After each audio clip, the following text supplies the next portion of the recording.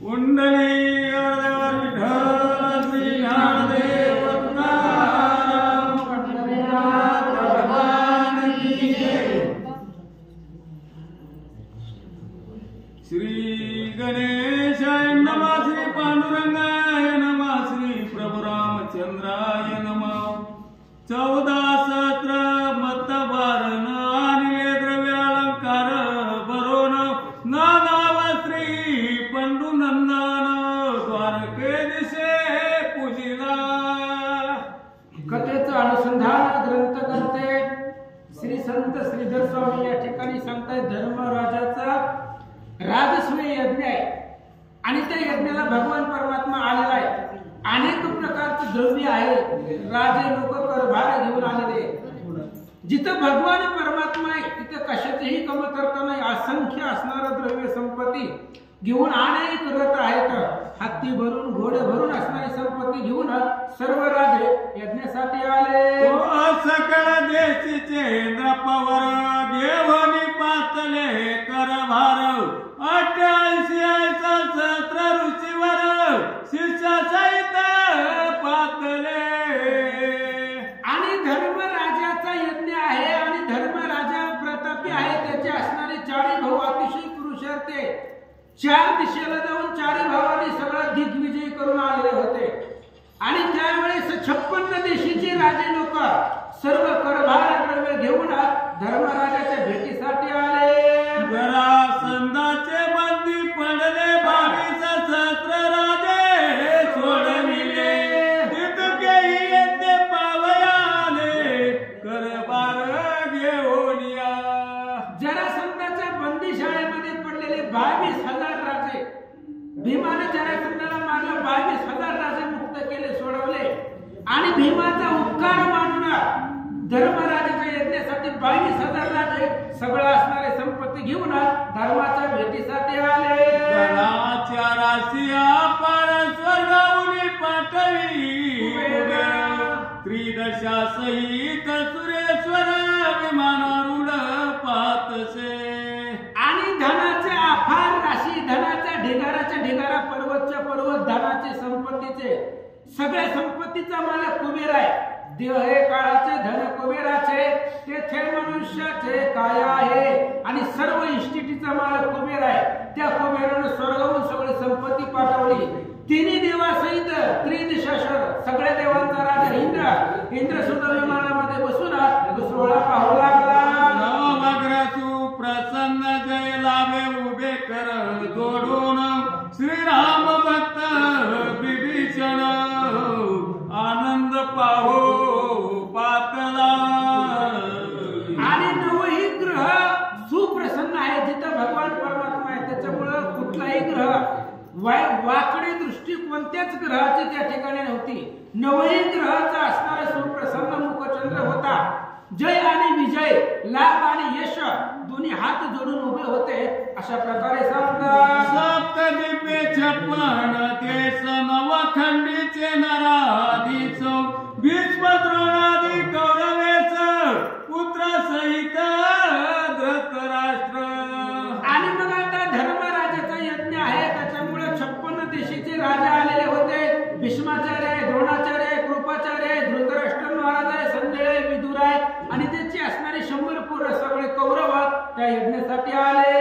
जे जे आले नरेश्वर त्यासी धर्मे जाऊन समोर, बहुत करुणिया आदर इंद्रप्रस्थासी आणले। आणि जेवढे जेवढे राजे आपल्या कार्यासाठी आलेले आहेत, यज्ञासाठी आलेले आहेत, धर्मराजापाशी लीनता आहे, नम्रता आहे। आणि धर्मराजा सगळ्यांच्या पुढे जात होता, हात जोडून त्यांना वंदन करायचा। अतिशय मान सन्मानानं धर्मराजा प्रत्येकाला वाजवित इंद्रप्रस्थाला घेऊन येऊ लागले। कोटी शिल्पकारी अगोदर चंदन सदने निर्मिली विचित्र, सकळ ऋषी राजयासी पवित्र दिगली तीच रावया।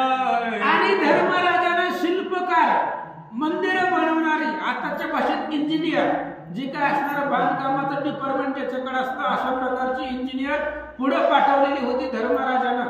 ही एकन दोन नव्हती महाराज, कोट्यवधी इंजिनियर होते तिथं आणि त्यांनी चंदनाची घरं बनवलेली होती आणि ती चंदनाची घरं ऋषी लोकांना राहण्यासाठी धर्मराजानं दिले. धर्ममने सहदेवा ते धोमे पुरोहिताचे नि अनुमते जे जे सामग्री लागे यज्ञाते ते सिद्ध करी सत्वर. आणि धर्म ऋषी सहदेवाला बोलू लागलेला आहे. सगळ्यात लहान सहदेव, धर्म भीम अर्जुन नकुल आणि सहदेव. सहदेवाला सांगितलं बाबा धौम्य ऋषी श्रेष्ठ आहे, धौम्य ऋषीच्या मार्गदर्शनाखाली ते महाराज जे जे सांगतील ते सर्व कार्य करा असं धर्मराज बोलतात. मग भीष्मानी जगन्मोहना एका सनी बैसवून कृष्णपदी मस्तक ठेवून धर्म राजविन वितसे. आणि भगवान श्रीकृष्ण आणि धर्मराज एका आसनावरती बसलेले आहेत, जवळ जवळ बसलेले होते. भगवान श्रीकृष्णाच्या पायावरती धर्मराजाने आपलं डोकं ठेवलं, साष्टांग भावाने भगवंताला नमस्कार केला आणि धर्मराजा हात जोडून कृष्णाला काय विनंती करतो. जे मनी आईचिले ते हरिने पुरविले सकळ राज्य भ्रते झाले रवे संचरले असंभाव्य. धर्मराज बोलू लागला भगवंताला, हे बघा जे जे मनामध्ये इच्छा केलेली होती कृतकृत्य झालो, इच्छा केली ते पावलो. तुम्ही पाठीराखा आहे आणि भगवान परमात्मा पाठीराखा असल्याशिवाय काहीच कमी पडत नाही. भक्त समागमे सर्व भावे हरी न सांगता करी सर्व काम. भगवंता तुमच्यामुळे आम्हाला विजयच आहे. अहो जगामधले सगळे राजे 56 देशाचे राजे आज आमचे सेवक झाले तर तुमची कृपा आहे. धर्मराज बोलू लागला, ते कार्य वाटल्यावी सिद्धी सन पावे करा यज्ञ तरी कोणा योगे कारण तुला रायण जानसी. धर्मराजा कृष्णाला बोलू लागला, आपण साधं सत्याचं नियोजन करायला लागला तरी महिनाभर बेजार होता. आणि धर्मराजाने सांगितलं महाराज मोठा यज्ञ आहे, भव्य आणि दिव्य, आणि ही यज्ञ प्रत्येकाला प्रत्येकाचं काम वाटून दिल्याशिवाय परिपूर्णता होणार नाही. यानं ते करायचं, त्यानं ते करायचं, त्यानं ते करायचं, ही सगळी कामं वाटून द्यायची. कोण द्यायचं? तूच द्यायचं. तू अखिल कोटी ब्रह्मांडाचा नायक आहे, तुम्हाला सगळं माहित आहे कोणाच्या योग्य कोणचं काम आहे, त्यामुळे तुम्ही कामं वाटून द्या असं धर्मराजा कृष्णाला बोलतात. तिने कुरे श्रीरंगाम सही एक कार्य सांगाव सिद्धी न पावे कदा यज्ञ कौसात का भक्त भवंगा करावी सत्वर. आणि धर्मराज विनवू लागला, भगवान श्रीकृष्णाला बोलू लागला, म्हणले महाराज आम्हाला बी कार्य सांगा. तुमच्या मनामध्ये असा विचार येईल मी धर्मराजा आहे आणि धर्माला काय सांगावं तसं मनामध्ये आणू नका. मला बी काहीतरी काम सांगा आणि सगळे असणाऱ्या यज्ञामध्ये सगळ्यांना काम वाटून द्या. तुमच्या व्यतिरिक्त इथं जास्त कोणालाही कशाचं ज्ञान नाही, त्यामुळे तुम्ही अतिशय प्रज्ञावान आहात, हुशार आहेत. कोणाच्या योग्यतेचं काम काय आहे सगळं तुम्हाला माहिती आहे. मग बोले श्रीकारधार मी चतुर नव्हे नृपवर नंदाचा गोरचे साचर मज विचार समजेना. भगवान कृष्णानं धर्माला सांगितलं, म्हणले धर्म असल्या गोष्टी तू माझ्यापाशी करायला, पण मी तेवढा हुशार नाही. तू जेवढं समजतो त्यातलं मला काही कळत नाही. मी काय राजा आहे का? गाई राखणार आहे, गाईच्या पाठीमागे जाणार आहे, दुसऱ्याचं दही दूध चुरून खाणार आहे, मला काय कळतंय म्हणले. मी जास्त हुशार नाही आणि कोणता राजाही नाही. नंदाच्या घरी गाई राखणारा मी आहे, त्याच्यामुळे मला ह्याच्यातलं काही कळत नाही. भगवंत बोलतात, यावरी अर्जुनाचा सारथी होय तो जाणे भुवन त्रय धर्मे धरिले दृढ पाया तरी मी करू आता काही. भगवान श्रीकृष्णानं सांगितलं धर्मराजाला मी हुशार नाही, मी कुठला राजा नाही, नंदाच्या इथं गाई राखणारा मी आहे, मी असणारा प्राज्ञिक नाही जेवढं तू समजतोय. त्यावेळेस धर्मराजानं भगवान श्रीकृष्णाला सांगितलं, भगवंता तुम्हाला सगळं कळतंय आणि तुम्ही जर असं म्हणायला लागला तर मी काय करू सांगा. हरी म्हणे मी एक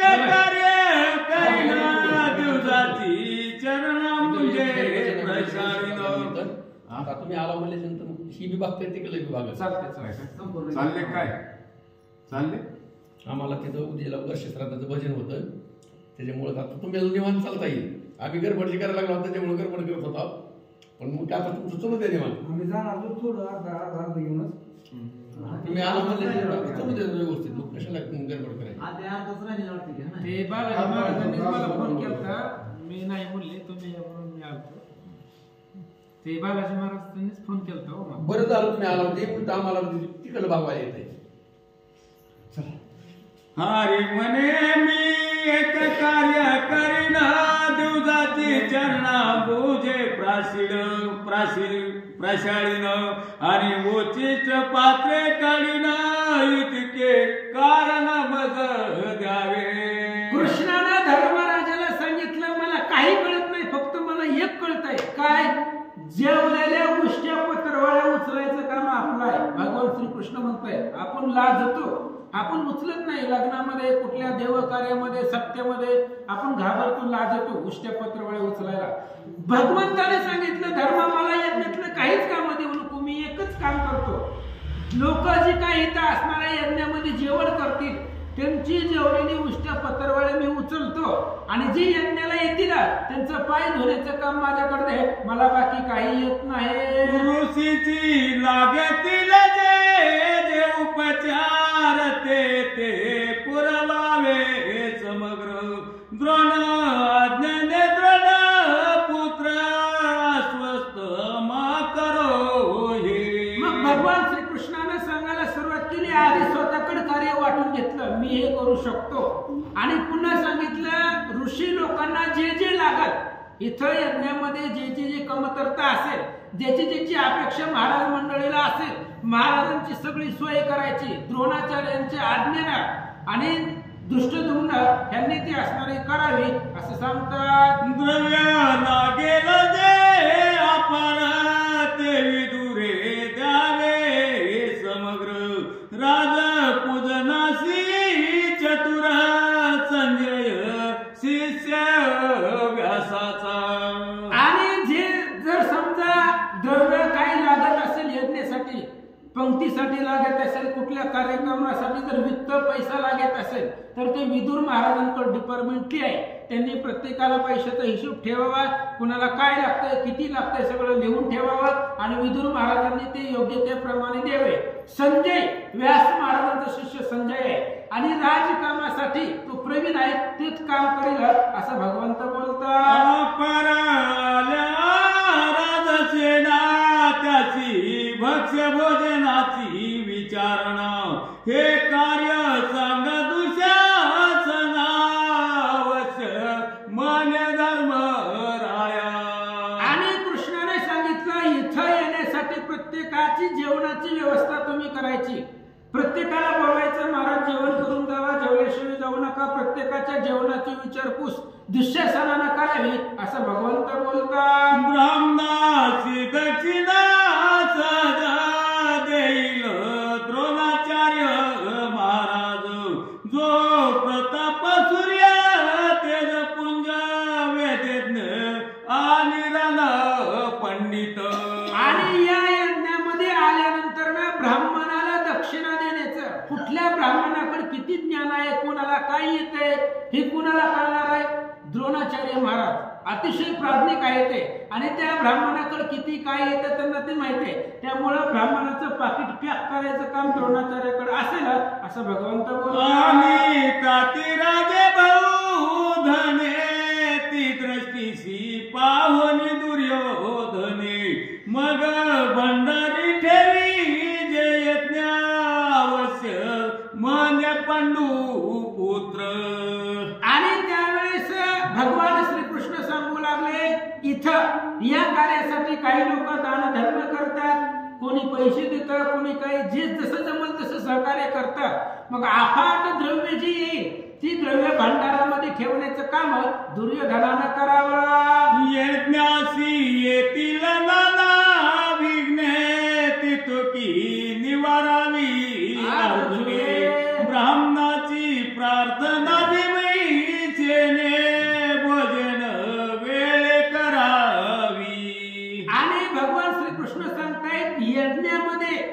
कार्यक्रमामध्ये जे जे विघ्न येतील ती सगळी संकट दूर करण्याचं काम अर्जुनाचं आहे. त्याच्याकडे पुरुषार्थ आहे. गांडीव नावाचा धनुष्य आहे. त्याने त्या धनुष्याच्या प्रतापावरती या यज्ञामध्ये कार्यामध्ये संकट येऊ देऊ नये. आलं तर त्याचं निवारण त्यानं करावं.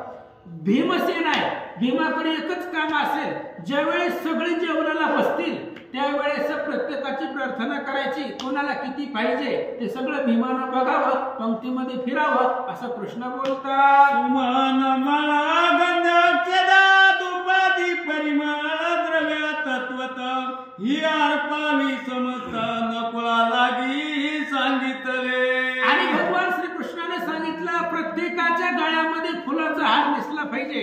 प्रत्येकाचा मान सन्मान गौरव वस्त्र अलंकार दाग दागिने नवीन कपडे हे सगळं सहदेवानं करावं. प्रत्येकाचा गौरव करण्याचं काम सहदेवाकडे असेल असं भगवंत बोलतात. ग्रहत मधु दधी पंच अमृते ही सहज देवे वाढी दे एकचिते न्यून पूर्ण होईल ते गंगात्मजे विलोकीजे. आणि पंचामृत म्हटलं जातं. दही आहे, दूध आहे, तूप आहे, अशा प्रकारचं पंचामृत वाढण्याचं काम सहदेवानं करावं. आणि भीष्माचार्य महाराज आहेत सगळ्यामध्ये श्रेष्ठ आणि वयोवृद्ध. त्या भीष्माचार्य महाराजांनी एकच काम करायचं, जिथं ज्याची आवश्यकता आहे किंवा जिथं जिथं जे जे कमी असेल तिथे तिथं बघण्याचं काम भीष्माचार्यांनी करावं. प्रल्हाद यांच्या बयसती पंक्ती त्याची वाढीला द्रौपदी सती अन्नपूर्णा केवळ भगवती करेल तृप्त समजता. आणि भगवान श्रीकृष्ण सांगतायत राजांच्या पंक्ती असतील, ऋषींच्या पंक्ती असतील, कुणीही जेवायला बसलं तरी सगळ्याला वाढण्याचं काम एकटी द्रौपदी करील, कारण ती अन्नपूर्णा आहे, जगदंबा आहे. तू आदि माया जगदंबा भवानी कुलस्वामिनी अंबा अशा प्रकारची ती द्रौपदी आहे. अन्नपूर्ण म्हटलं जातं. आणि ती सगळ्याला तृप्त करील असं भगवंत बोलतात. प्रतिविद्यांदी राजकुमारा अत्यंत सुगंध करोनी निर भोजन करतासी वारंवार पुरविजे तयानी. आणि जेवायला बसल्यानंतर जार घेऊन फिरायचं काम द्रौपदीची 5 पोरं आहेत.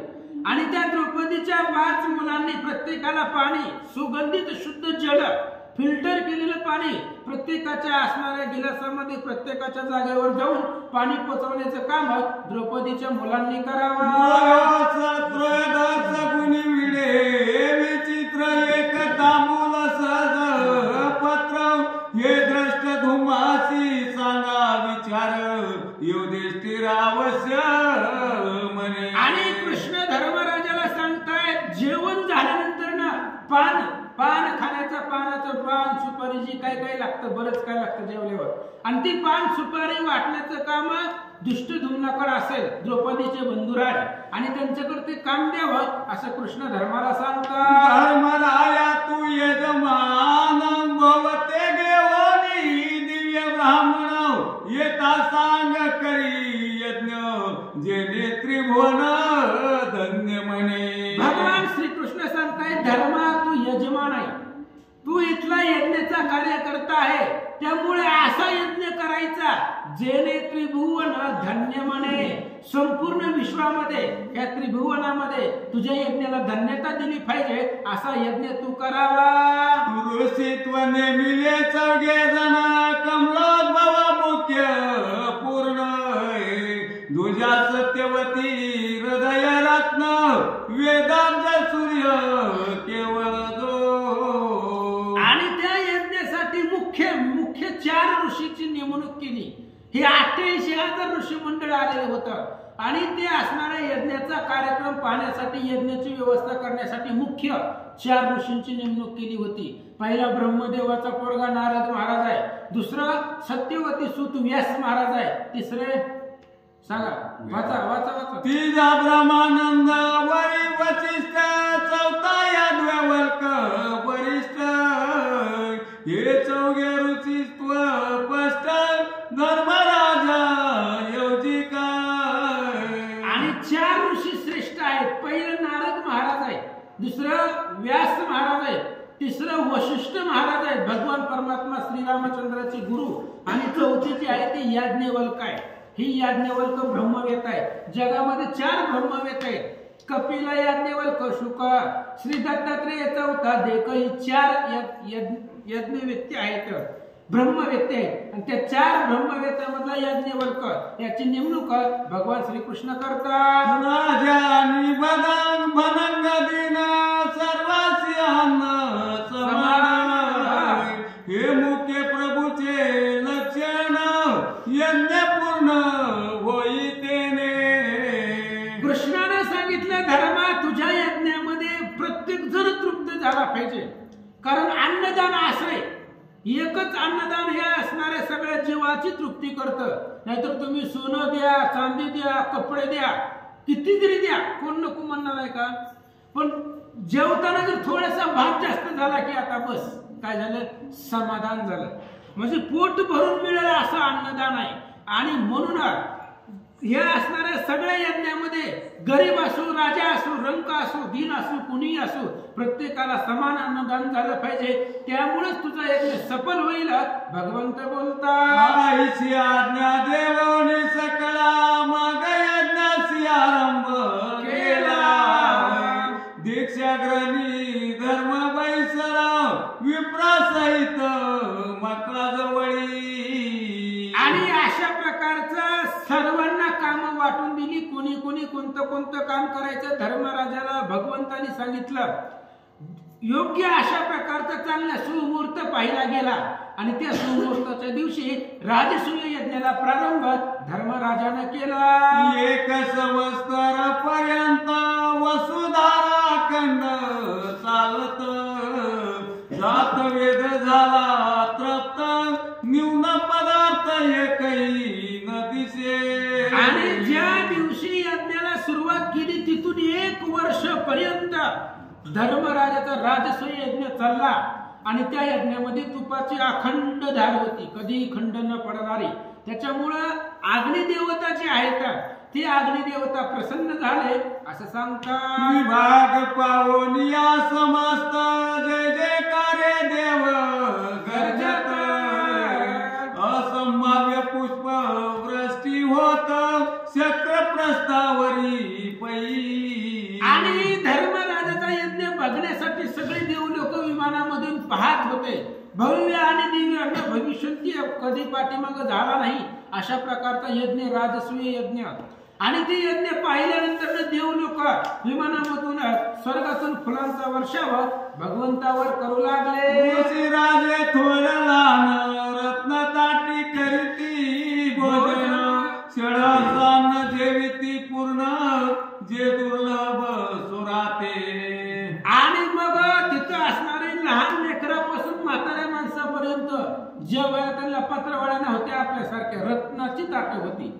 सोन्याची चांदीची ताटं त्यांना जेवण्यासाठी होती. आणि त्या सोन्या चांदीच्या ताटामध्ये लहान लेकरापासून वयोवृद्ध व्यक्तीपर्यंत सगळे जीवन तृप्त होऊ लागले. ओ विप्रासी प्रार्थना करी भीमसेन, बोले परम कठोर वचन, मने टाकाल जरी अन्न तरी बांधीन शेंडीसी. भगवान श्रीकृष्णानं भीमालाही काम दिलेलं होतं. म्हणले, बाबा ज्यावेळेस सगळे जेवायला बसतील त्यावेळेस उगं पंक्तीमधून फिरायचं आणि कुणाला काही कमी आहे ती वाढायचं किंवा वाढायला सांगायचं. हे काम भीमाकडे भगवंतानं दिलं होतं. पण भीमाला बळाचा गर्व होता. आणि भीमाने सांगितलं, हे बघा महाराज लोकांनो, जर ताटामध्ये उष्ट ठुलं तुम्हाला लागतंय तेवढं घ्या, काही कमी पडू देत नाही. पण जर खारखट ठुलं, उष्ट ठुलं तर तुमच्या शेंडीला बांधील आणि द्वात्रामध्ये बांधून गाठ बांधून बरोबरीला देईल. उदरा परते मागो निघ्यावे, पात्री सांगिता बरे नव्हे, म्हणे माझे स्वभाव ठावे, तुम्हा आहेत सर्वही. भीमाने सगळ्या ब्राह्मण मंडळीला सांगितलं, तुम्हाला जेवढं लागतंय तेवढं मागून घ्या. ताटामध्ये जर तुम्ही शिल्लक ठुलं तर मग माझा राग तुम्हाला माहित आहे मी किती कडक आहे, किती पुरुषार्थ आहे माझा, गदा घेऊन फिरायला लागलोय. जर ताटात कुणाच्या उष्ट दिसलं तर याच गाड्याच्या ठोक्यानं मारीन म्हणला असं भीम बोलू लागला. भीमाच्या दाटे करुण ब्राह्मण जेविती किंचितान्न विप्र गेले शुष्क होऊन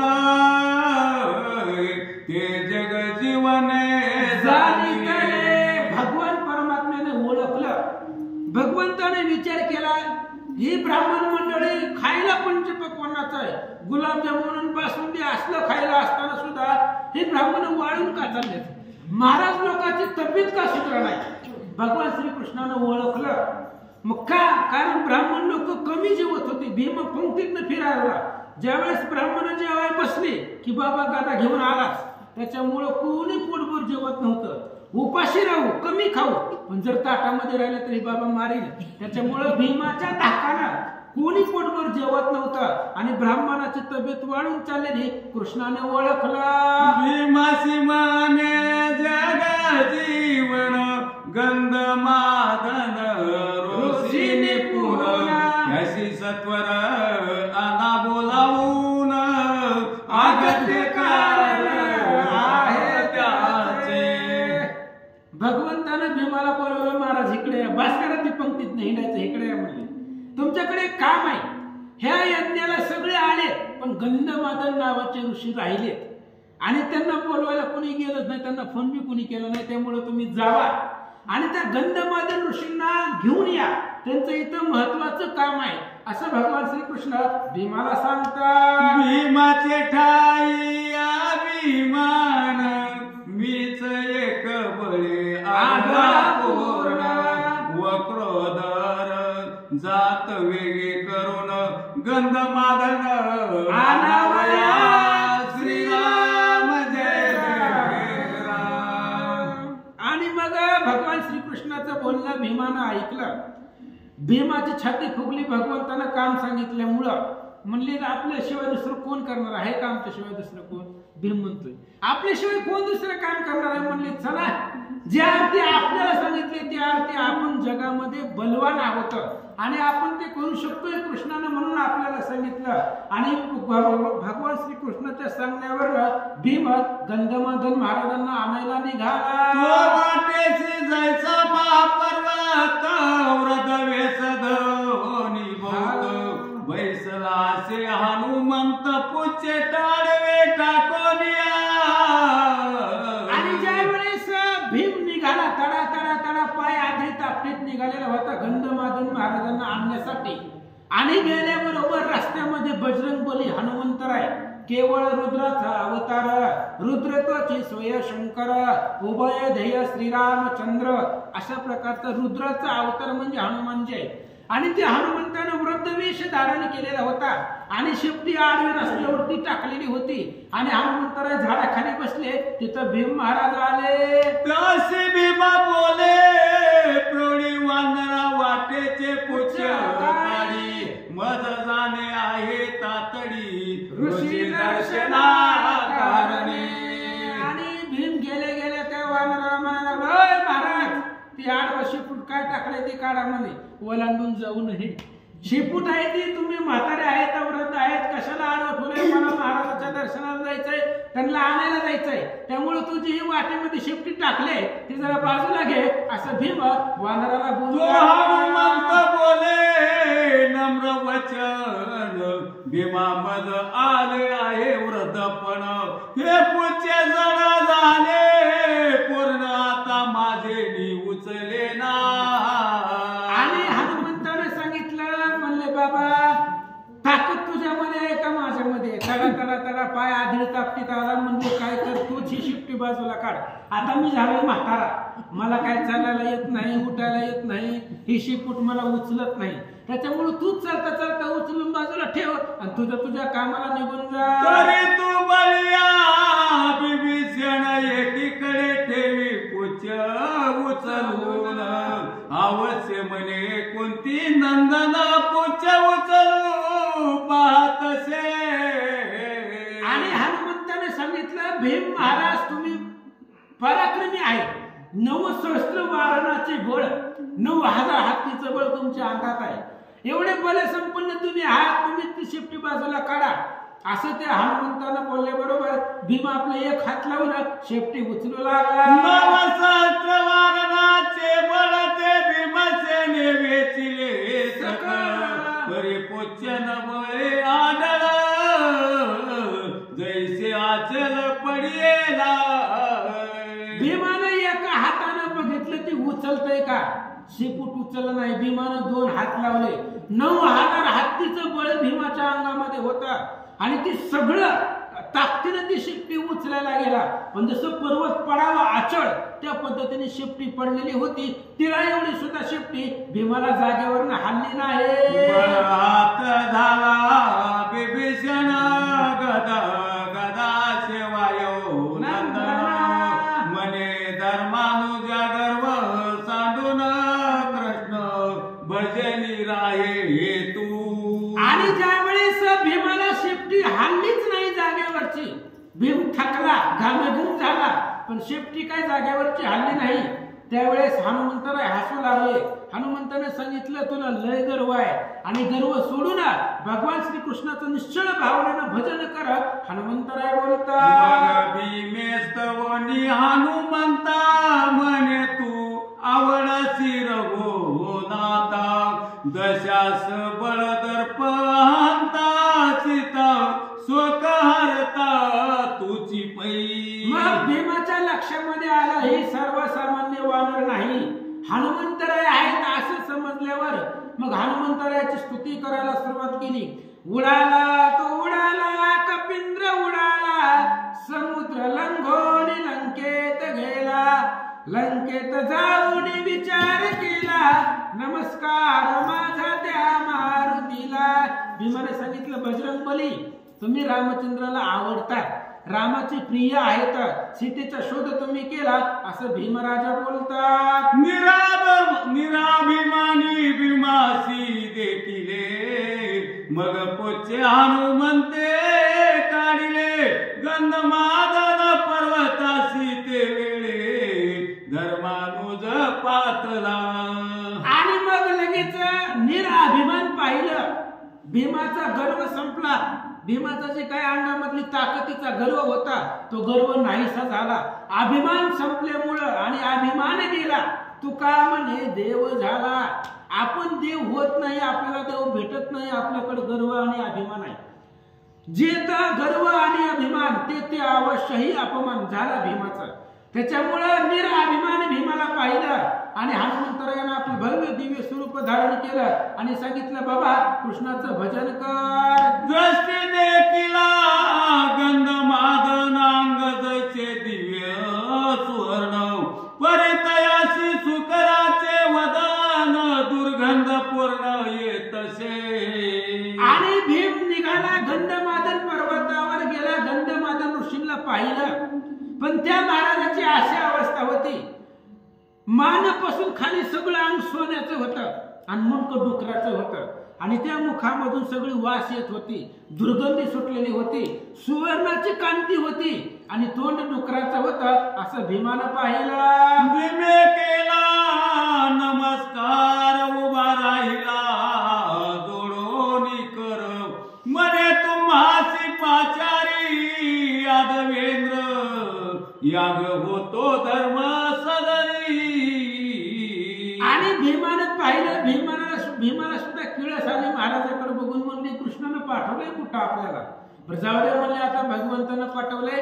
त्या महाराजांना नमस्कार केला भीमानं आणि सांगितलं महाराज तुम्हाला कृष्णानं बोलवलंय आणि कृष्णानं बोलवलंय म्हणून तुम्हाला घेऊन जायला मी इथं आलो असं भीम महाराज बोलतात. बोले गंध मादन हे परम दुर्गंधी सुकर मी ते नये घेऊन उपहासिती सर्वही. गंधमादन ऋषींनी सांगितलं महाराज तुम्हाला तरी पटतंय का बघा. म्हणले असल्या डुकराचं तोंड घ्यायचं आणि त्या सभेमध्ये जायचं.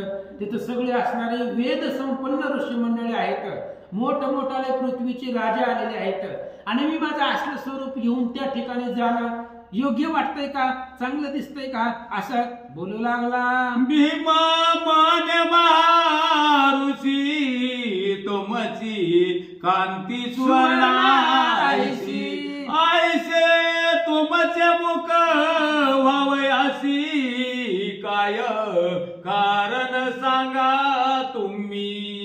भीमाने विचारलं, म्हणले महाराज मनामध्ये एक प्रश्न आहे, तुमचं अंग जर पाहिलं गेलं तर सोन्याचं अंग आहे आणि सोन्याचं अंग असताना फक्त तोंडच तुमचं सुकराचं आहे, डुकराचं आहे. मग अशी अवस्था तुमची का झाली? सोन्याचं अंग असताना सुद्धा मुखाबद्दल तुमची एवढी वाईट मुखाची अवस्था कशी काय झाली? त्याचं कारण मला सांगा. येरो मान्या के सावधान, पूर्वी मी होतो बहुत सदन, सर्व दान केली पूर्ण, येता विधी करोनिया. आणि मग तो महाराज सांगू लागला, माझी अशी अवस्था का झाली? नीट लक्षपूर्वक ऐका. त्यावेळेस त्या महाराजांनी सांगितलं, भीमा मी पूर्वी खूप सगन होतो. सगन म्हणजे दष्टपुष्ट होतो आणि सगळी पुण्याची कामं मी करीत होतो, एकही पापकर्म आचरण केलं नाही. आणि सगळी पुण्याची कामं करत असताना यज्ञ करायचो, दान धर्म करायचो, पोथीपुराण सगळं करत होतो. पण एक अवगुण होता, ऐका. परी ब्राह्मणाचा जाई प्राण, आयसे बोलिलो कठोर वचन, त्या लागी झाले ऐसे वदन, पंडो नंदन जान पा. आणि त्या गंधमादन ऋषींनी सांगितलं, भीमा माझ्याकडे एकच दुर्गुण होता, मी कुण्याच महाराजाला नीट बोलत नव्हतो. प्रत्येक ऋषी मंडळीला मी टाकून देऊन बोलत होतो, त्यांचा अपमानास्पद बोलत होतो. आणि ऋषी मंडळीची निंदा केल्यामुळं त्यांच्या मनाला लागेल, काळजाला लागेल असं मी बोलत होतो. आणि बोलत असल्यामुळं माझं तोंड डुकराचं झालंय. मी कुणाला नीट बोलत नव्हतो, त्यामुळं माझं तोंड डुकराचं झालंय. तू तर कुणाला नीट बोलत. भीमा तू न करी सावधान, नको बोलू कठोर वचन, मनात दचकला भीमसेन, आला परतोन इंद्र प्रस्था. आणि महाराजांनी सांगितलं, भीमा तू तर नाही ना कुणाला बोलत, असं माझ्यासारखं वाईट कुणाला बोलत नाही ना. भीम मनामध्ये दचकला, घाबरला. आपण तर एका मी महाराजांना नीट बोलत नाही, ती बी जेवताना प्रत्येकाला आपण वाईट बोललो होतो, त्यांच्या म्हणजे अपमान करून बोलत होतो. भीम घाबरला मनामध्ये आणि तिथून डायरेक्ट सुपरफास्ट वेगानं इंद्रप्रस्थाला भीम आला आणि पुन्हा महाराजाला हात जोडून बोलू लागला. मग विप्रसी मध्ये तो तेव्हा स्वामी सावकाशजी जेवा, नरुचे त्याचा त्याग करावा, प्रसाद ठेवावा निज पात्री.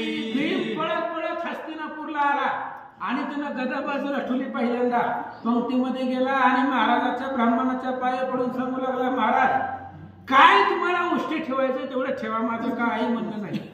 काय ताटामध्ये राहायचं ती राहू द्या, आम्ही प्रसाद म्हणून ती बाजूला काढू, पण पोटभर जेवा, फुल तुम्हाला जेवढं खायचं तेवढं ठेवा, जर ताटामध्ये राहिलं तर राहू द्या. असं ब्राह्मणाला भीम बोलला. तेव्हा ब्राह्मणाला काय वाटलं? विप्र मनाती नवदाले,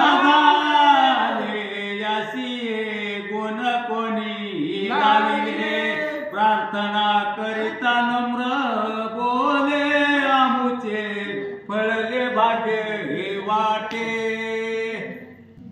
असो धर्माची संपदा बहुत, देखता दुर्योधन संतापत, म्हणे याचा सहकारी कृष्णनाथ, याचे निपूर्ण सर्व होय. आणि भगवान श्री कृष्णानं भीमाला अशा पद्धतीने त्याचं असणारं बळाचंही गर्वहरण केलं आणि जे काही कोणाला वाईट दुरुक्ती बोलत होता तेही भीमानं बोलायचं बंद केलं. पुढे असणारा यज्ञ त्यांचा चालू राहिला. सगळे रोजच्या रोज तृप्त होऊ लागले, पोटभर जेवू लागले. पुन्हा ब्राह्मणात दष्ट आणि पुष्ट झाले, त्यांची तब्येत वाढली. कृष्णाला पाहिलं, आनंद वाटला. असं म्हणले, जाऊ द्या इकडं. दुर्योधन बघू लागला. धर्मराजाची इस्टेट वाढत होती, त्याची संपदा वाढत होती. ती बघून दुर्योधन आपटाच्या भाषेत जळत होता धर्मराजावरती. त्याची इस्टेट पाहून मनामध्ये त्याला राग येत होता. धर्मराजाचा संताप मनामध्ये दुर्योधनाला वाटत होता. श्रीकृष्णाशी म्हणे दुर्योधन, तुझे पांडवावरी बहुत मान, तू एवढा देव होऊन समता नसे तुझे ठाई. आणि मग दुर्योधन पाठीला का कृष्ण आहे. दुर्योधन म्हणला कृष्णाचीच भेट घेऊ आणि दुर्योधन कृष्णापाशी गेला आणि कृष्णाला म्हणला तू देव आहे पण काय उपयोग आहे तुझ्या देवपणाचा. तू पांडवाकडेच तुझं मन आहे, आमच्याकडे तू लक्षच देत नाही. एवढा मोठा देव असून ब्रह्मांडाचा नायक असून तुझ्यापाशी समता नाही. तू पांडवांना पुढे आणतोय आणि आमच्या सरकारला पाठीमागं ठेवतोय, आमच्याकडे दुर्लक्ष करतोय आणि पांडवांचा विजय तुझ्यामुळे होत आहे असं दुर्योधन कृष्णाला बोलू लागला.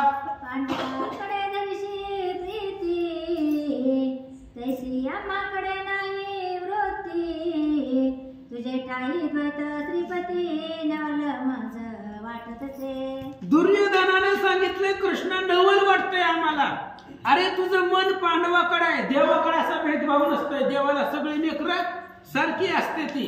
देवाला काय वैरी जरी आला तरी तेवढंच प्रेम आणि भक्त जरी आला तरी तेवढंच प्रेम असतं. पण तू समता आहे तुझ्यामध्ये. पांडवांना पुढे करायचं ना आमच्याकडे लक्ष द्यायचं नाही. तुझं सगळं मन पांडवाकडेच आहे आणि आमच्याकडे तू बघत पण नाही. विषमता तुझ्या मनामध्ये आहे. एवढा मोठा देव असून तू भेदभाव करतो असा दुर्योधन बोलू लागला. हरी म्हणे दुर्योधना मी समसमान घ्याशी जाना. एकाशी अधिक एकाशी उना सर्वता नाही विचारी. कृष्णाने सांगितलं दुर्योधनाला हे बघ म्हणले दुर्योधन असं तुला वाटतंय पण मी सगळ्याला समान आहे.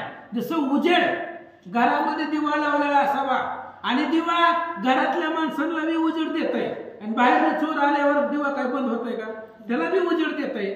दिव्याचं कामच उजेड देणार. मग चोर असो किंवा घरची माणसं असू द्या किंवा पाणी असेल, पाण्याचा गुणधर्म काय ताण भागवणं. मग गाय जरी आली तरी ताण भागवत आहे आणि वाघ जरी आला तरी ताण भागवत आहे. तसं मी आहे. मी कुणाकडेही कमी जास्त दृष्टीने पाहत नाही, सगळ्यावरती समान दृष्टीने पाहतो. भगवंत बोलतात दरिद्री राजा होकारंक सर्वाशी समान जैसा अर्क किंवा गंगेचे उदक सर्वासही समजैसे. कृष्णाने सांगितलं दुर्योधना माझ्यापाशी भेदभाव नाही. मी कोणालाही जवळचा लांबचा कोणाला मानित नाही. सगळे मला लेकराप्रमाणे आहेत, सगळे मला सारखे. बघा दरिद्री असो किंवा राजा असो सूर्य सगळ्यालाच प्रकाश देतो ना. का राजाला जास्त आणि गरीबाला देत नाही असं काय होतंय का. किंवा गंगा आहे, गंगेचं पाणी आहे, गंगेचं पाणी सगळ्याला सारखं असतंय. राजा जरी आला तरी त्याची ताण भागवत आहे, गरीब आला रंक आला तरी त्यालाही पाणी समान आहे. त्या पद्धतीने मी समान सर्वावरती माझी दृष्टी असते असं भगवंत बोलतात. की सर्व घटी समान अंबर की समान जैसा समीर की गगनी उगवता रोहिणीवर शीतळ जैसा सर्वाते. आणि हे बघ दुर्योधन सगळ्याला आकाश सारखा आहे. आकाश सगळ्याला सारखा आहे. वारा सगळ्याला सारखा आहे. का कमी जास्त कुणाला होतोय वारा, कुणालाच होत नाही. आणि रात्रीच्या वेळेला थंडी सुद्धा सगळ्याला सारखीच वाजते. का कुणाला कमी कुणाला जास्त वाजते का. ज्याला जास्त वाजते ती स्वेटर चादर काय काय पण थंडी शीतलता सगळ्याकडे समान सर्वावर आहे. तशा पद्धतीने मी सगळ्याकडे समान दृष्टीने पाहतो असं भगवंत बोलतात. तैसा मी दुर्योधना जाना परिजे का कुटीला जाना ते समा विषमा पूर्ण माझ्या ठाई भाविते. आणि भगवंताने सांगितलं दुर्योधना मी सगळ्याला समान आहे पण ज्याच्या मनामध्ये द्वैत बुद्धी आहे, ज्याच्या अंतःकरणामध्ये दोष आहे तेच चांगलं आणि वाईट पाहतं, तीच मला अशा प्रकारचा विषमता भेद करतो. नाहीतर मी सगळ्याला सर्वान आहे. पण जी कुटील अंतःकरणाची लोक आहेत ती असणारे भेदभाव करतात असं भगवंत बोलतात. भक्तदारी तिया त्या दरा त्याशी जवळी वाटे मी यादवेंद्र मी समीप सोनी साचारा भक्ता दुरी भाविती. भगवंताने सांगितलं दुर्योधना कसं आहे म्हणले भक्त माझा आदर करतात म्हणून मी भक्ताच्या जवळ आहे. पण दुर्जनाच्या सुद्धा जवळ मी आहे पण ती माझा मानितच नसल्यामुळं मी त्यांना दिसत नाही. नाहीतर मनोनी अर्जुना मी नसे ऐसा कवलो ठाव असे परी प्राणियाचे दैव कैसे जे मज नेनती माते जेवी आत्मा हृदय आत आसोनी न देखती समस्त तेवी भगवंत जगात अति गुप्त राहिला. आत्मा कोणी बघितलाय का. आत्मा बघितला नाही पण आहे का नाही? जसं आत्मा दिसत नाही पण आहे आपण मान्य करतो, तसं भगवान परमात्मा आहे. पण वाईट लोकांना दिसत नाही, त्यांना मी लांब वाटतो आणि भक्तांना जवळ वाटतो असं भगवंत बोलतात. त्याची पावावया प्रचिती दुर्योधनाची म्हणे यदुपती, एक कारण आहे निश्चिती ते तू ऐक सुयोधना. कृष्णानं दुर्योधनाला सांगितले तुला आताच प्रचिती दाखवतो. हे बघ म्हणले आता हे यज्ञ चालू आहे, ह्याच्यामध्ये हा असंख्य लोक आलेले आहेत, तुझ्याकडे काम आहे म्हणले. म्हणजे तुझ्या मनामध्ये किती कुटिलता भरलेली आहे, दोष भरलेला आहे, ती तुला दाखवतो तुझ्या दृष्टीपुढं. तू एक काम कर, मी सांगतो ऐक. इतके बैसले ब्राह्मण त्यात एक सत्पात्र निवडून, लवकर याने उत्तम दान आणि भगवान श्रीकृष्णानं दुर्योधनाला सांगितलं एवढी मोठी बसलेली आहेत पुढं, ह्याच्यामधला एक चांगला घेऊन ये. तुला जी चांगला वाटेल, कुणी बी एवढे हजारो असंख्य लोक आहेत इथं यज्ञामध्ये आलेले, आणि त्याच्यामधला एक चांगला माणूस घेऊन ये. तू ज्याला बी घेऊन तुला जी चांगला वाटेल त्याला तू इथे घेऊन ये, त्याला मला दान द्यायचं आहे असं कृष्ण बोलतात. दुर्योधन चालीला पावाया मी बघ बोलाविले धर्मराया, द्विजात एक निवडून या वेगळ्याने आताची. आणि दुर्योधन गेला. दुर्योधनाला काय सांगितलं होतं कृष्णाने? एक चांगला माणूस घेऊन ये. आणि दुर्योधन बघायला गेला कोण चांगला दिसतंय. तेवढ्या वेळामध्ये भगवंतानं धर्मराजाला बोलवलं आणि धर्माला सांगितलं ह्याच्यामध्ये एक वाईट माणूस घेऊन ये. तुझ्या दृष्टीला जी वाईट माणूस वाटेल त्यातला वाईट घेऊन ये. आणि दुर्योधनाला सांगितलं तुला जे चांगला वाटेल त्यातला एक चांगला घेऊन ये. अशा दोघांना दोन काम भगवंतानं दिली. धर्म पाहे जो ब्राह्मण तो केवळ सूर्यनारायण, तपस्वी पुण्यपरायण नष्ट काही दिसेना. आणि धर्म निघाला पाहण्यासाठी, आणि धर्म पाहायला गेल्याबरोबर धर्मराजानं पाहिलं. परतणी आला हरिपासी म्हणे अवघीची पुण्यराशी, अपवित्र मुलाय कापासी न दिसे सर्वथा. आणि धर्मराजा सगळ्या मंडपामध्ये फिरला आणि पुन्हा फिरून कृष्णाकडे आला आणि कृष्णाला सांगितलं भगवंता याच्यामध्ये एकही वाईट नाही, मी जे जे पाहिले ते सगळे चांगले, सूर्याच्या मूर्ती असाव्या त्या पद्धतीने सगळे असणारे पुण्यपुरुष आहेत, एकही वाईट मला या मंडपामध्ये दिसला नाही असं धर्मराजा बोलू लागला. इकडे दुर्योधन शोधित अवघी ऋषी मंडळी न्यायित. म्हणे काही दड नाही त्यात दूषणे बहुत दिसती. आणि इकडे दुर्योधनाला काम सांगितलं होतं एक चांगला घेऊन ये. इथं लाखो व्यक्ती बसलेले आहेत आणि त्याच्यामधला एक जे तुला चांगला वाटेल ते घेऊन ये. आणि दुर्योधन प्रत्येकाला पाहू लागला, प्रत्येकामध्ये दोष काढू लागला, प्रत्येकामध्ये वाईट दृष्टीने पाहू लागला. दुर्योधनाला एवढ्या लोकांमध्ये एकही चांगला माणूस सापडत नव्हता. हरी जवळी आला सत्वर म्हणे अवघीची अपवित्र, एकही न दिसे सपत्र दोषी सर्वत्र असती. आणि दुर्योधन सगळा मंडप फिरून पुन्हा महागारी कृष्णापाशी आला आणि कृष्णाला सांगितलं भगवंता एक तरी चांगला आहे का ह्याच्यामध्ये? म्हणले सगळे असणारे कुणाकडे काही ना काही दोष भरलेले, या पूर्ण मंडपामध्ये मला एकही चांगला दिसला नाही. त्यावेळेस भगवान श्रीकृष्ण काय म्हणतात? दुर्योधनासी म्हणे जगजीवन तुझे हृदय कपट मलिना, सदोषिया निर्दोष जाना त्रिभुवनी दिसेना. आणि त्यावेळेस भगवान श्रीकृष्णानं दुर्योधनाला सांगितलं दुर्योधना तुझ्या मनामध्येच कपट आहे, तुझ्याच मनामध्ये वाईट बुद्धी आहे, त्यामुळे तुला एकही माणूस चांगला दिसणार नाही. जो पूर्ण दोषाने भरलेला आहे त्याला सगळ्या जगामध्ये वाईटच दिसतं, चांगलं काही दिसत नाही असं भगवंत बोलतात. दुरात्मा जो दुबुद्धी खळ त्यासी अवघे दिसती अमंगळ, दृष्टी कोणी न दिसे निर्मळ पापी समूळ वेष्टीला. आणि तू पापाची मूर्ती आहे. दुर्योधन म्हणजे सगळे असणारे पाप पापाची मूर्तीनं बनवलेला दुर्योधन होता. त्याला कोणीही चांगलं दिसलं नाही आणि ज्याच्या अंतःकरणामध्ये वाईट आहे त्याला कुठल्याही प्रकारचं कोणीही चांगलं दिसत नाही.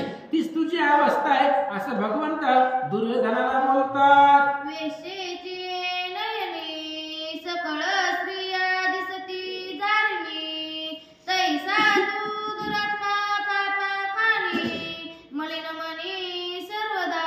भगवंताने सांगितलं वेश्या स्त्री आहे आणि त्या वेश्येला सगळ्या स्त्रिया तिच्यासारख्या दिसतात. पतिव्रत जरी असल्या तरी सुद्धा वेश्येला जर तिच्या दृष्टीने पाहिलं तर तिला सगळ्या स्त्रिया तिच्यासारख्याच वाटतात. तसं दुर्योधना तू पापाची मूर्तीच आहे आणि तुझ्या मनामध्ये कपट आहे, तुझ्या मनामध्ये द्वेष आहे, तुझ्या मनामध्ये पाप आहे, म्हणून या असणाऱ्या पृथ्वीवर तुला चांगलं कुणीच दिसत नाही असं भगवंत बोलतात. धर्मासी अवघे दिसती पुण्यवंत, तेची तुझ दोषी भासत, दुर्योधनान बोले तटस्थ, जो ती उन्मत विषयाध. आणि कृष्णाने सांगितलं मी दोघांनाही एकच काम सांगितलं होतं. धर्मराजाला सांगितलं यातला एक वाईट माणूस घेऊन या आणि तुला सांगितलं यातला चांगला माणूस घेऊन या. तुला एक बी चांगला दिसला नाही आणि ते धर्मराजाला एकही वाईट दिसला नाही. जे धर्मराजाला चांगले दिसत होते ते तुला वाईट दिसायला लागले. जैसी ज्याची अंतरवृत्ती तैसे ते जगाते देखती, या विषयीची श्लोक संपत्ती सावधान चित्ती परिसावी. भावार्थरामायण युद्धकांड अध्याय 45 चेक करत जावा महाराज खरं बोलतोय का खोटं बोलतोय बघत जावा कधी कधी ग्रंथ उघडून. आणि म्हणून जसं ज्याचं अंतःकरण आहे, जशी ज्याची बुद्धी आहे तसं सगळं जग त्याला तसं दिसतं. जसं अंतर्मन आहे तसं दिसू लागलं. म्हणून जे धर्माला चांगले दिसतात तेच तुला वाईट दिसतात असं बोलू लागले. असो एक वर्षपर्यंत राजसूर्य यज्ञसा होत, तो नवलवतले कथेत, श्रोत्याव सावचित्त ऐकापा. ग्रंथकर्ते श्रीधर स्वामी सांगतायत. फक्त आता छोटीशी कथा सांगतो आणि आधी संपवतो. याच्यामध्ये 1 वर्षपर्यंत धर्मराजाचा यज्ञ चालला आणि यज्ञ संपत आल्यानंतर एक नवल घडलेला आहे. कोणतं घडलं ऐका. जान्हवीचे तिरी जाण, कोणी एक तपस्वी ब्राह्मण, अरण्यावाजी गुंफा बांधून स्त्री सहित राहतसे. आणि श्रीधर स्वामींनी छोटीशी कथा इथे असणाऱ्या अध्यायाच्या अंतीला टाकलेली. म्हणले असं झालं होतं, धर्मराजाचा राजसूय यज्ञ संपत आलेला होता आणि संपत आलेला असताना वर्ष परिपूर्ण होत असताना एक नवल घडलं. जान्हवी नदीच्या तीराला एक जोडपं राहत होतं, पती आणि पत्नी. आणि ते महादेवाचे परम भक्त होते, शिव उपासक होते. आणि काय काय त्यांचा आचार होता ऐका. परम तेजस्वी दीप्यमान, सदा करी शिव उपासन, नित्य कैलासुनी विमान, मध्य समयी ततया. आणि ते महादेवाचे निस्सीम भक्त होते. सदोदित महादेवाची रात्रंदिवस सेवा करणारे ते पती पत्नी असणारं जोडपं होतं. एवढी महादेवाची सेवा करत होते. दुपारी सूर्य डोक्यावर आल्यावर मध्यानाच्या 12 वाजता त्यांना कैलासावरनं विमान येत होतं रोज. ते विमानामध्ये बसून महादेवाच्या पूजेला कैलासाला जात होते असं सांगतात. तया विमानी वैसुनी दोघे, नित्य कैलासासी जाती वेगे, शिवाचरण करीती निजंगे, इति परतणी आश्रमा. आणि रोज दुपारी 12 वाजता रोज त्यांना कैलासाहून महादेव विमान पाठवत होते. विमानामध्ये बसून ते कैलासाला जात होते. तिथं जाऊन महादेवाची पूजा करून पुन्हा माघारी येत होते. असा त्यांचा रोजचा नित्यक्रम चालू असताना काय झाला. ऐसे असता एके काळी, दोघे हिंडती वनस्थळी, विमान लावायची वेळी झाली, पुष्पे तोडली सवेग. आणि असंच एक दिवस अखंड सदोदित महादेवाची सेवा करत असताना दुपारच्या वेळेला ही पती पत्नी एका वनामध्ये गेले. आणि वन भव्य आणि दिव्य जसं वसंत ऋतूमध्ये असणारं वन शोभिवंत, झाडांना भर यावा अशा पद्धतीने वनामध्ये गेलेले होते. आणि महादेवाच्या पूजेला जायचंय म्हणून ती स्त्री असणारी झाडांची फुलं तोडीत होती. त्यावेळेस काय झालं. तो एकांत वन देखून कामातुर झाला ब्राह्मण,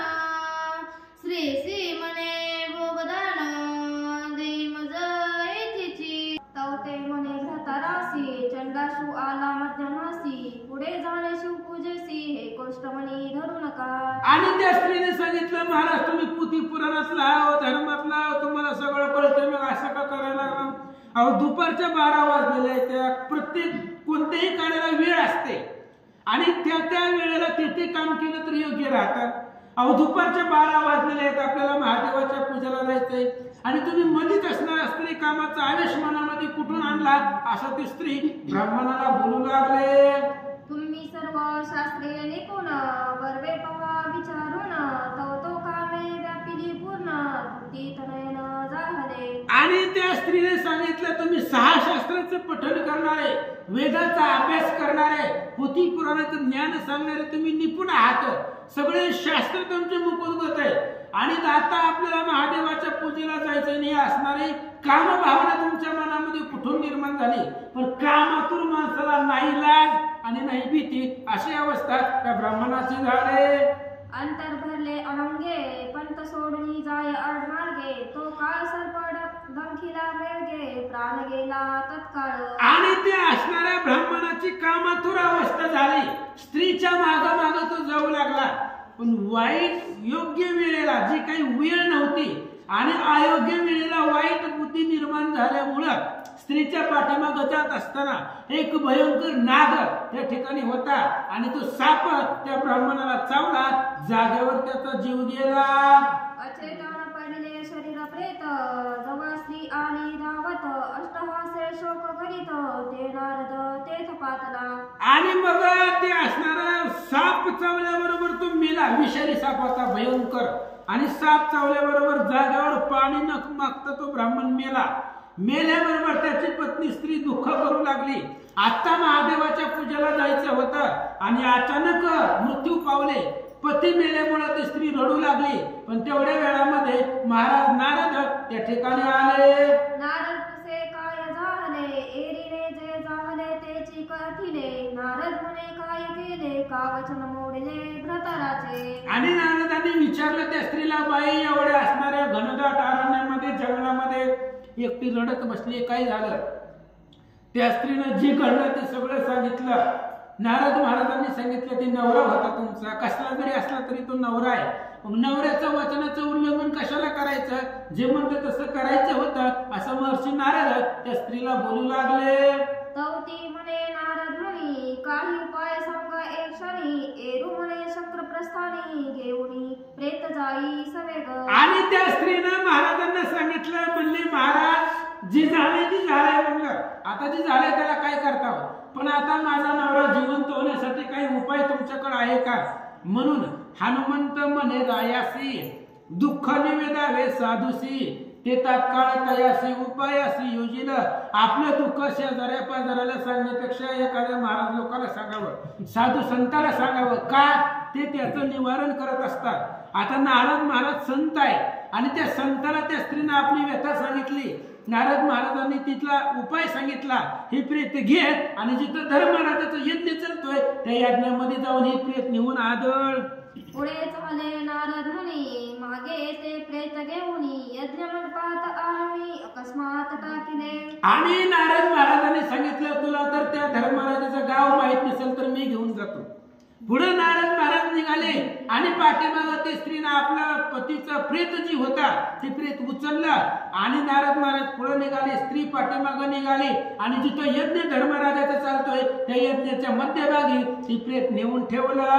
यज्ञपाशी टाकले प्रेत तेथे मिळाले श्रेष्ठ समस्त म्हणती पहिला ते इंद्रप्रस्थ उचली कुणक वेगेसी. आणि यज्ञाच्या जवळ प्रेत टाकल्याबरोबर तिथं असणारे ऋषी मंडळी सिद्ध प्राज्ञिक होते, ते सगळे असणारे ते प्रेताच्या जवळ आले. काय विचार करतात? म्हणे सर्पदंश झाले भ्रतरासी कोणी उठवा सत्वरासी तरी चमक सुफळ पुण्य राशी देखले युधिष्ठिर घाबरला. आणि त्या स्त्रीनं सगळ्या यज्ञामध्ये जी लोक आलेली होती त्यांना सांगितलं, हे बघा तुम्ही सगळे हुशार आहात, प्राज्ञवान आहात आणि सगळे पुण्यवान आहात. कुणीतरी एकाने तुमचं पुण्य खर्च करावं आणि माझ्या नवऱ्याला जिवंत करावं. असं जर माझ्या नवऱ्याला जर तुम्ही उठवलं तरच तुमचा यज्ञ परिपूर्ण होईल. ही सगळं धर्मराजानं बघितलं आणि मनामध्ये घाबरला. म्हणे यज्ञासी विघ्न ओढवले जैसे स्वाहाकारी खोळंबले हस्त आखडले ब्रह्मणी. ज्यावेळेस त्या स्त्रीनं असं बोलली त्यावेळेस यज्ञ जागेवर थांबला. जी तुपाची धार अखंड चालू होती ती सगळे थांबले. ब्राह्मणाचे मंत्र उच्चार थांबले गेले. जसं दुधामध्ये मिठाचा खडा पडावा आणि ती दूध नासावं त्या पद्धतीने यज्ञ परिपूर्ण होण्यासाठी थोडा कालावधी राहिला होता. आणि त्या यज्ञामध्ये काहीतरी संकट आलं म्हणून सगळे असणारे यज्ञामधले यज्ञिक घाबरले. धर्मराज झाला दीनवदन समस्ता विनवी कर जोडन. कोणी तपस्ते वेचून उठवा शीघ्र पुन्हा पहे. आणि त्यावेळेस धर्मराज घाबरला आणि सगळ्या ब्राह्मणाला धर्मराजाने हात जोडले. म्हणले हे बघा, जो कोणी या यज्ञामध्ये तपस्वी आहे, ज्याचं आचरणशील आहे, शुद्ध आहे, अशाने आपलं तप आपलं पुण्य खर्च करावं आणि त्या पुण्याच्या बळावरती हे प्रेत जिवंत करावं असं धर्मराजा सगळ्यांना बोलू लागला. तटस्थ पाहती सभाजन कोणी न बोलती वचन. धर्मराज उदके भरू नयन जगद्वद्या पाहे.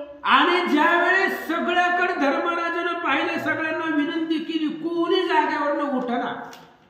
कोणाला एवढं जमणार आहे मेलेलं माणूस जिवंत करायला? कोणालाही जमत नव्हतं. सगळेजण जी काय 6 शास्त्र पठण करणारे, वेदाचा अभ्यास करणारे सगळे ऋषी मंडळी जागेवरती बसले. धर्मराजाचे डोळे भरून आले, अश्रूपूर्ण नयन झाले आणि धर्मराजानं फक्त भगवान कृष्णाकडे पाहिलं. म्हणे केवारी भक्त वत्सल्या शेवटी हा अनर्थ ओढावला. जैसे विदेशाहून गाव आला वेशित नागविला तस्करी. आणि भगवान श्रीकृष्णाला धर्मराज बोलू लागले, भगवंता शेवटच्या प्रसंगाला, यज्ञाच्या शेवटीला ही काहीतरी विघ्न आलेलं आहे. जसं एखादा व्यक्ती विदेशाहून यावा आणि गावाच्या विशीमध्ये आल्यावर त्याला चोरांनी मारावं, त्याच्यापासून लुटून न्यावं, म्हणजे विदेशापर्यंत सुखरूप आला आणि विशीमध्ये आल्यावरती चोरांनी लुटावं, तशी अवस्था झाली. म्हणले यज्ञ वर्षभर चाललाय आणि फक्त थोडा राहिलाय आणि थोड्यासाठी ही विघ्न ओढवलंय असं धर्मराज बोलू लागला. आता सिजू लागले निधान तो तेथे विवशी पडे येऊन. माय बाप तुझं जीवन तुझा यज्ञ तू सांगाळी. धर्मराजानं महत्वाचं बोलला. म्हणले भगवंता यज्ञ आमचा नाही, तुझा यज्ञ तू संभाळी. ज्ञानेश्वर माऊली सांगताय, हे मत स्तव झाले परी मी नाही केले, ऐसे जेने जाणी तले तो सुट लागा. ही माझ्या मुळच झाले पण मी नाही केलं. धर्मराजाने सांगितलं, भगवंता यज्ञ तुमचा आहे, संकट आल्यावर आत्ता ही यज्ञ तुमचा आहे, तुमचे तुम्ही सांभाळा. यज्ञ चालवायचं का मोडायचं हे तुमचं तुम्ही बघा असं धर्मराज बोलतात. मी किंकर तुझे दीन तू सांभाळी आपुला यज्ञ. मी यज्ञ करता म्हणवीन तरी जुवा जडवहे. धर्मराजाने सांगितलं, भगवंता यज्ञ तुझाच आहे, यज्ञाचं सगळं कार्य करता तुम्हीच आहे.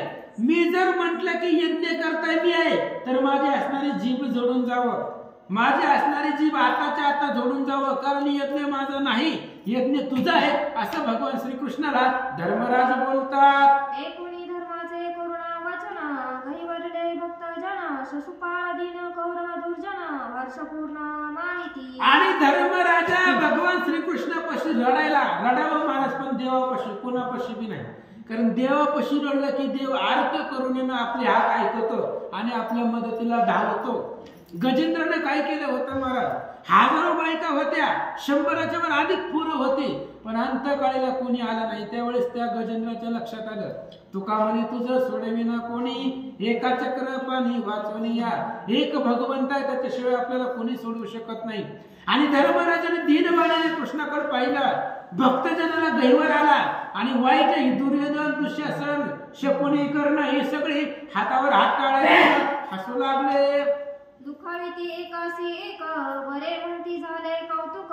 चांदार दुरात में देख उणे पाहती भक्त. ही दुर्जन लोकांना खूप आनंद झाला. बरं म्हणले झालं या बाईने प्रेत आणून टाकलंय, बरं झालं म्हणले आता बघू धर्मराजाचा यज्ञ कसा पूर्ण होतोय. ही असणारे दुर्योधन दुःशासन शिशुपाळ वक्रदंत ही भक्ताचं ऊन पाहतात, पण भक्ताचा पाठीराखा भगवंत तिथं आहे. काय होतं ऐका. परी धर्माचा पाठीराखा थोर मानिती. कुणाविती एकासी एक बरे म्हणती झाले कौतुक. चांडाळ दुरात में देख उणे पाहती भक्ताचे. परी धर्माचा पाठीराखा थोर वैकुंठपुराचा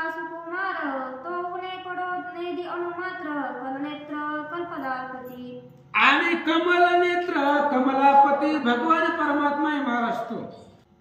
मेघ गंभीर गिर गर्जोन वरची काय वरची परी धर्माचा पाठीराखा थोर वैकुंठपुरीचा सुकुमार तो उणे पडून ध्यान मात्र कमल नेत्र कमलापती. आणि दुर्जन लोकांना आनंद झाला, ते आनंदाने टाळ्या वाजवू लागले. पण धर्माचा पाठीराखा थोर कुठे राहतोय? धर्माचा पाठीराखा वैकुंठामध्ये राहतोय.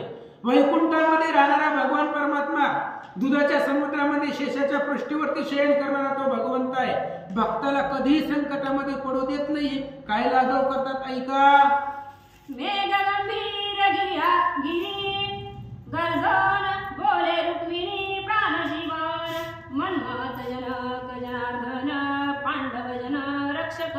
आणि त्या सभेमध्ये भगवान श्रीकृष्ण आकाशामध्ये विजेचा लकलकाट व्हावा, विजेचा आवाज यावा, त्या पद्धतीने मेघांचा गडगडाट व्हावा, त्या आवाजामध्ये भगवान परमात्मा संपूर्ण त्या सभेमध्ये यज्ञामध्ये काय बोलतात ऐका. मने वेचावे काही निजपाद तरीच उठेल हे कुणाप या वरीवरीचीचा बाप काय करिता झाला. भगवान श्रीकृष्णाने विचार केला, ह्या मेलेल्या माणसाला उठवायचं एवढं सोपं आहे का मेलेला माणूस उठवणं? पण कृष्णाने विचार केला, ह्या कार्यासाठी पुण्य खर्च करावं लागतंय. आपण केलेलं पुण्य जर अर्पण केलं तरी प्रीत उठेल, आणि इथं असं करावं लागेल. म्हणून तू विरंचीचा बाप आहे, ब्रह्मदेवाचा बाप आहे भगवंत. काय लागव करतात ऐका. पीतवसन श्रीकरधार सुरंगरुळे उत्तीरी वस्त्र मदहस्य वरील नेत्र प्रेताजवळी पातला. सुहास्य वदन आहे भगवान परमात्माचा. राजस सुकुमार मदनाचा पुतळा रवी शशिकळा लोपलिया, अशा प्रकारचं स्वरूप भगवंताचं आहे.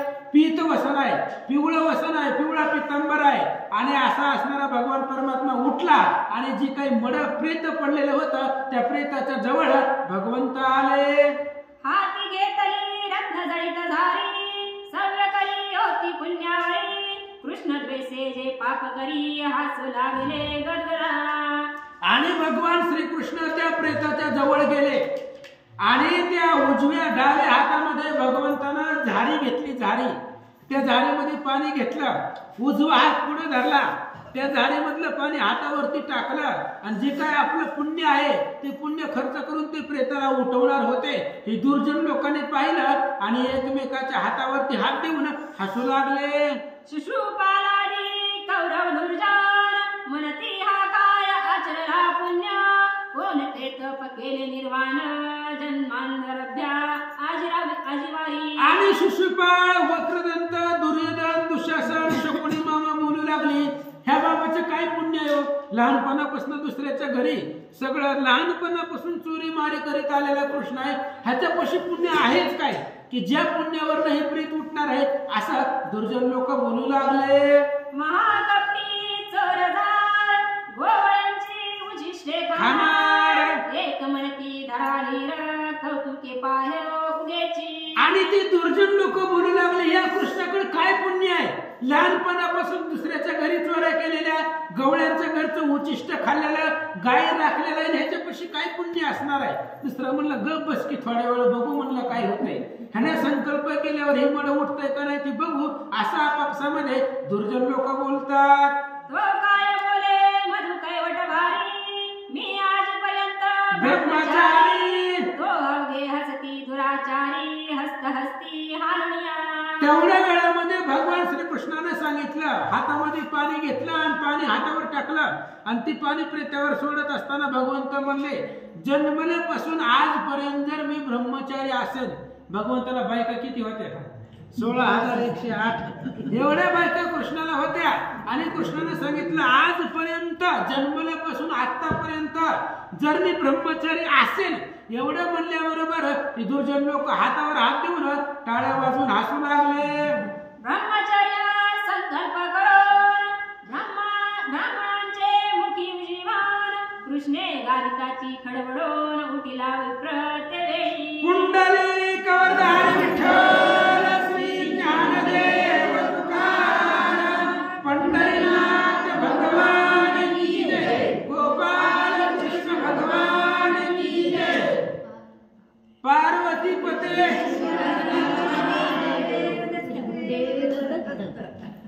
भगवान परमात्म्याने संकल्प सोडला, मी जर आतापर्यंत ब्रह्मचारी असेल तर ही प्रेत उठल आणि असं म्हणून पाणी त्याच्या मुखामध्ये सोडल्याबरोबर जसं झोपीतून एखादा जागा व्हावा गडबडून तसं ती प्रेत उठून बसला.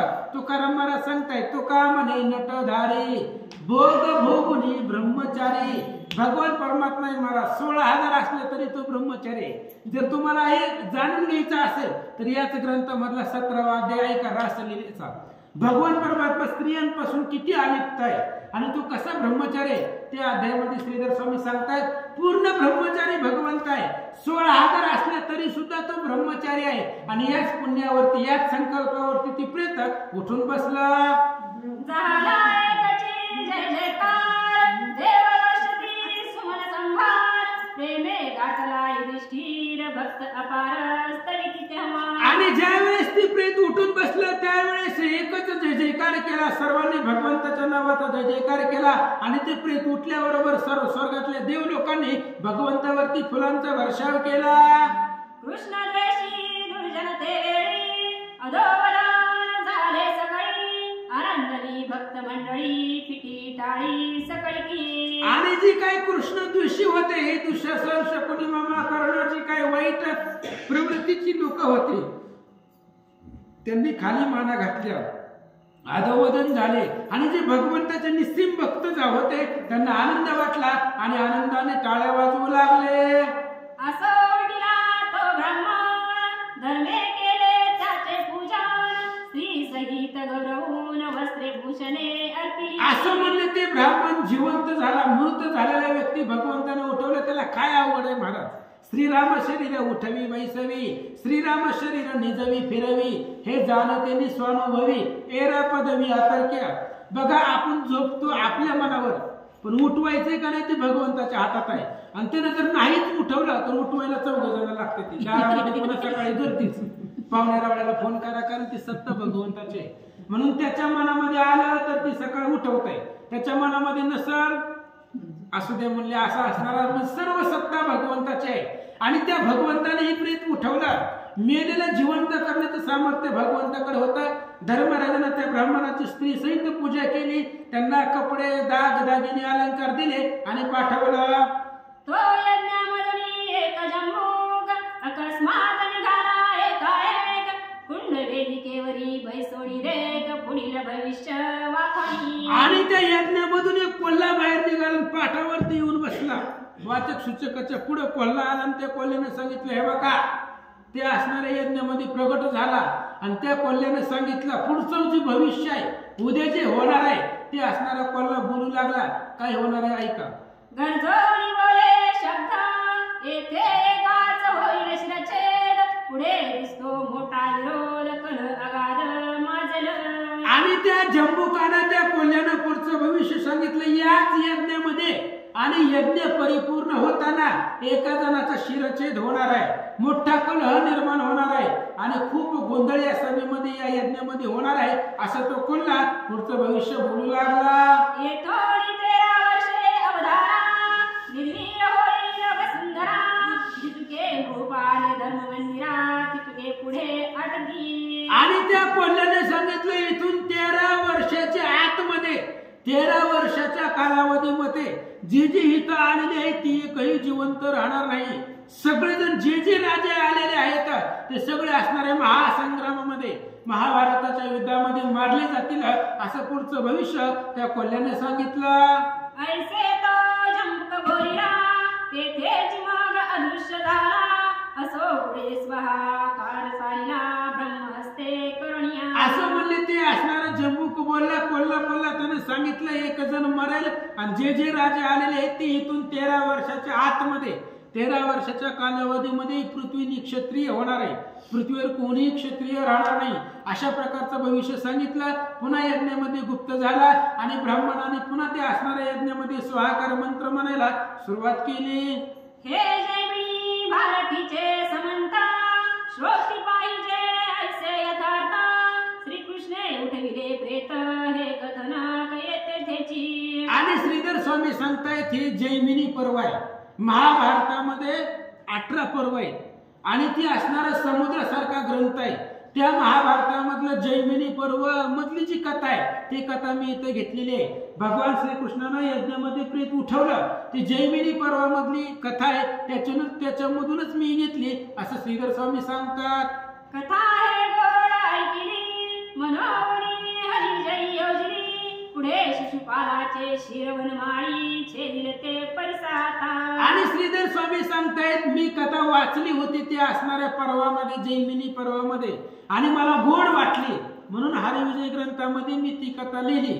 आता पुढच्या अध्यायामध्ये उद्याच्या प्रसंगामध्ये भगवान परमात्मा त्या असणाऱ्या शिशुपाळाला म्हणजे आत्याच्या पोराला, वसुदेवाची भगिनी सातवती आणि त्या सातवतीचा मुलगा असणारा शिशुपाळ आहे आणि त्या शिशुपाळाला भगवान परमात्मा मारणार आहेत, त्याचा वध करणार आहेत. ती सुंदर कथा उद्याच्या अध्यायामध्ये ऐका. पुढील अध्यायी कथा सुरास द्रौपदी वाढील समस्तास तेथे कौतुक एक विशेष जगन्निवास दाखवील. आणि पुढच्या अध्यायामध्ये असं होणार आहे, अगोदर सांगितलं होतं वाढायला फक्त द्रौपदी राहील. एकट्या द्रौपदीनं असंख्य लाखो लोकांचं पंक्ती द्रौपदीने एकटीनं वाढायचं आणि वाढत असताना द्रौपदीचा पदर निसटतंय. पदर निसटल्याबरोबर दुर्योधनाला दुःशासनाला आवेश येतोय आणि ते नाही ती पदार्थ द्रौपदीला मागतात. त्यावेळेस भगवान परमात्मा द्रौपदीला चतुर्भुज करील, 4 हात देईल आणि 4 हाताने द्रौपदी वाढील. ही सुंदर कथा आहे आणि ही सुंदर असणारी परम पवित्र भगवंताची कथा उद्याच्या अध्यायामध्ये ऐका. हरी विजय करिता श्रवण सर्वदा विजयी होईल पूर्ण एक ग्रंथासी करिता वर्तन सकळ मनोरथ पुरतील. म्हणून हरी विजय जर ऐकला, ग्रंथाचं नावच आहे हरी विजय, ही जर तुम्ही ग्रंथ ऐकला तर तुमचा विजयच होणार, तुमचा पराजय कधीही होणार नाही. एक आवर्तन तुम्ही ऐकलंय आणि एक आवर्तन ऐकल्यानंतर ना सगळे असणारे दुःख दारिद्र्य सगळं आपलं संपलं जाईल आणि यश कल्याण त्याच्या पदरामध्ये पडेल असं श्रीधर स्वामी सांगतात. संपत्ती विद्या पुत्रधन कामिका पावती करिता श्रवण हे श्री विठ्ठले वरदान पंढरीसी दिदले. श्रीधर स्वामी सांगतात मी माझ्या मनचं बोलत नाही, भगवान परमात्म्यानं या ग्रंथाला असं वरदान दिलेलं आहे. ही ग्रंथ आवर्तन वाचल्यानंतर ज्याच्या मनामध्ये कोणतीही कामना असेल, कुणाला संपत्ती पाहिजे असते, कुणाला काय पुत्र पाहिजे असतं, कुणाला विद्या पाहिजे असतं, कुणाला काही बरेच अपेक्षा असतात संसारामध्ये, आणि कोणतीही कामना घेऊन इथं बसायचं, ग्रंथाचं आवर्तन करायचं, ग्रंथ वाचायचा, त्याच्या सगळ्या कामना पूर्ण होतील असं कोणी सांगितलंय? अखिल कोटी ब्रह्मांडाचा नायक जो विटेवरती उभा आहे त्या पांडुरंगानं वरदान या ग्रंथाला दिलेलं आहे असं श्रीधर स्वामी सांगतात. पंढरी नगरीचा यथार्थ प्रकट झाला हरिविजय ग्रंथ श्रवणे सकळ संकट वारित सत्य सत्य श्रोते हो. श्रीधर स्वामी सांगतायत सत्य सत्य सत्य त्रिवार सत्य सांगितलंय, ह्याच्यामध्ये असत्य नाही. हे ग्रंथ पंढरपूर मध्येच निर्माण झालेला आहे, पंढरपूर मध्येच ग्रंथाचं काम परिपूर्ण झालेलं आहे. म्हणून भगवंतानं या ग्रंथाला वरदान दिलेलं आहे, जे हे ग्रंथ वाचील ऐकील सांगल सगळ्यांचं कल्याण होणार आहे आणि ज्याला जी अपेक्षा आहे त्याला ते सगळं मिळेल. म्हणून ग्रंथ ऐका. श्रीधर वरदा भंगा रुक्मिणी वल्लभा पांडुरंगा पांडव रक्षका भक्त भवंगा अव्यय संगा सुखब्दी.